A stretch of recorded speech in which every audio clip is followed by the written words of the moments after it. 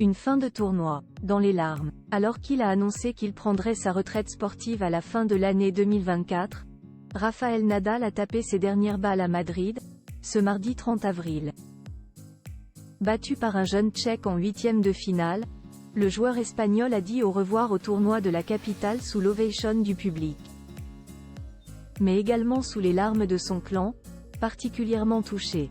La suite après la publicité, c'était le dénouement que tout le public redoutait.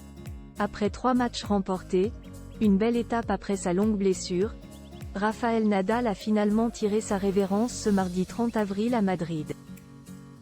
Sèchement battu, 7/5, 6 quarts, par Jiří Lehečka, un jeune Tchèque de 15 ans de moins que lui, le joueur de 38 ans a quitté le tournoi de la capitale espagnole pour la dernière fois. Comme il l'a annoncé, il prendra en effet sa retraite dans quelques mois et ne devrait plus revenir en tant que joueur. Une fin difficile pour lui, mais aussi pour le public, qui l'a ovationné, scandant son prénom.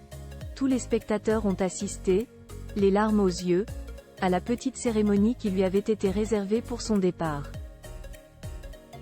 Tous, et particulièrement sa famille, réunis dans les tribunes, autour de ses coachs Carlos Moya et Marc Lopez et de son clan très proche, son père Sébastien, sa mère Anna Maria et sa sœur Maribel avaient fait le déplacement, tout comme sa femme Xiska, très élégante dans son chemisier noir et blanc.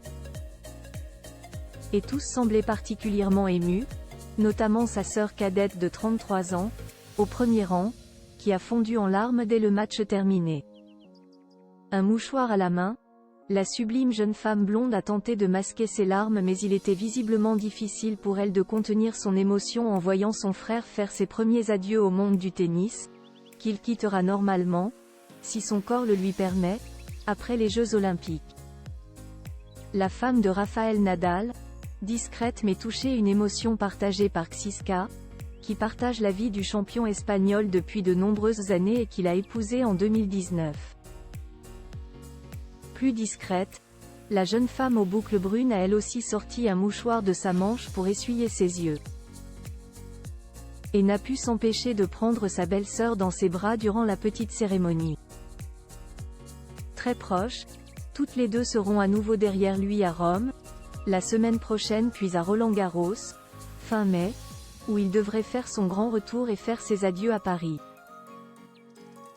Et elles seront normalement accompagnées d'un petit invité surprise, l'adorable petit Raphaël Junior, né en octobre 2022, devrait être en tribune avec sa maman pour soutenir son célèbre papa à qui il ressemble tant comme il l'a fait les jours précédents à Madrid. Et s'il ne se souviendra sans doute pas de ces moments si particuliers, il sera probablement tout aussi ému que sa tante et sa mère dans quelques années en revoyant les images.